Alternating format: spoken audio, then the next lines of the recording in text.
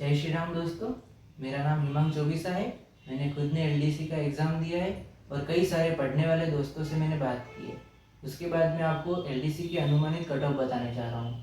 मैं TSP area और non TSP area दोनों की कट ऑफ के बारे में आपसे बात करूँगा।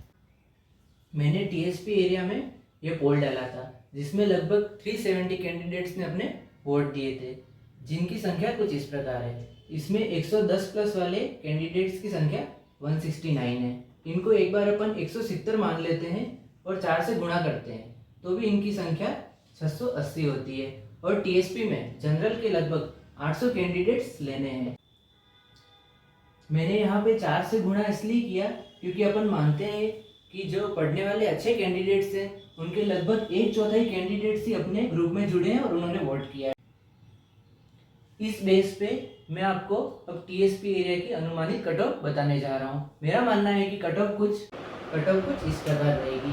जनरल मेल कैंडिडेट्स 107 से 112, वहीं फीमेल 90 से 95। एससी मेल की बात करें तो 93 से 97, वहीं फीमेल 88 से 90। एसटी मेल की बात करते हैं अपन 78 से 82, फीमेल की बात करें 72 से 77। मेरा मानना है कट ऑफ किसी भी हाल में 110 प्लस नहीं जानी चाहिए। मेरा अनुमान है कि कट ऑफ इसके आसपास ही रहेगी।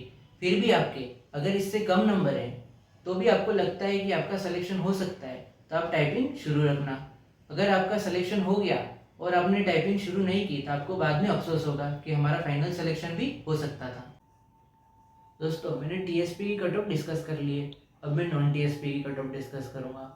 मैंने कई सारे मेरे दोस्तों से बात की है और मैंने कई सारे एक्सपर्ट्स के और कोचिंग की वीडियो देखे हैं और मेरा अनुमान है कि अगर टीएसपी की कट ऑफ 110 गई है तो नॉन टीएसपी की कट ऑफ उससे लगभग 25 नंबर 20 नंबर प्लस ही जाएगी।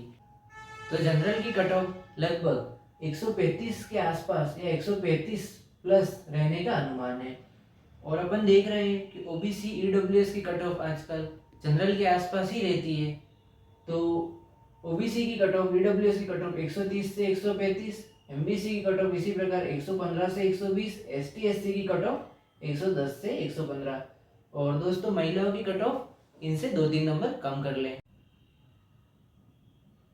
अब मैं आगे बात करूंगा कि आखिर आंसर की, रिजल्ट और टाइपिंग टेस्ट कब तक होगा। जैसा कि आंसर की के बारे में बोर्ड के अध्यक्ष ने बताया है कि 15 सितंबर से पहले वो आंसर की जारी कर देंगे और रिजल्ट मुझे लगता है कि उसके 1.5 से 2 महीने के बीच में आएगा। और टाइपिंग टेस्ट मेरा अनुमान है जहाँ तक कि टाइपिंग टेस्ट या तो दिसंबर के एंड में या जनवरी में होना चाहिए। इस बात को एक बार फिर से रिपीट करते हुए कहूँगा कि अगर आप इस कट ऑफ के आसपास आ रहे हैं तो आप टाइपिंग पे पूरा ध्यान दीजिए और 2-3 घंटा टाइपिंग कीजिए, 2-3 घंटा पढ़ाई भी कीजिए। अगर कट ऑफ हाई भी चली गई तो टाइपिंग वेस्ट नहीं जाएगी और आपने एलडीसी का एग्ज़ाम दिया है तो आप आने वाली सीईटी को भी ज़रूर क्रैक कर लेंगे। तो दोस्तों, ये मेरा यूट्यूब पे पहला वीडियो है तो प्लीज़ सपोर्ट करें। Thank you. राधे राधे।